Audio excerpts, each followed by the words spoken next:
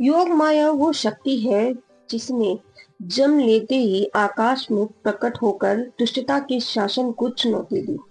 ये वही अदृश्य शक्ति है जो समय आने पर स्वयं कुमारिका बनकर उतरी है और संसार की दिशा को बदल देती है।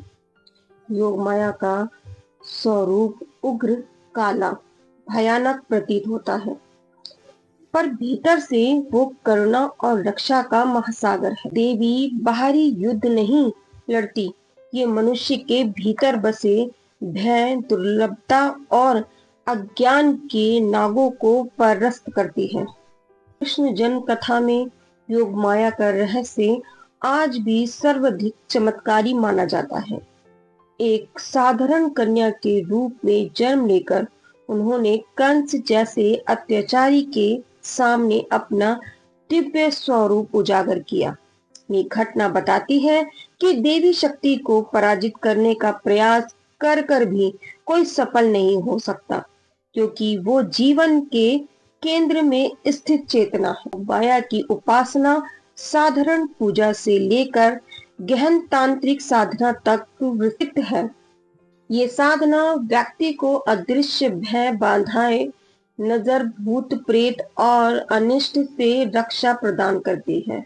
जीवन में बार बार आने वाली रुकावटें, असफलता, मानसिक दबाव और अनाम बाधाएं यदि यदि किसी अदृश्य कारण से होती है तो योग माया की कृपा से वो टूटती है। माया का अहन आत्म शक्ति को जागृत करता है।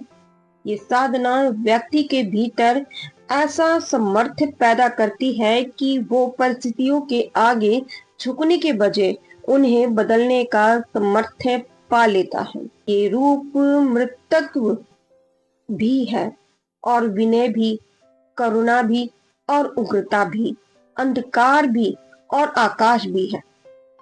कहा जाता है कि जो व्यक्ति ईमानदारी से योग माया का स्मरण करता है, उसके जीवन में अदृश्य सुरक्षा कवच स्थापित होता है।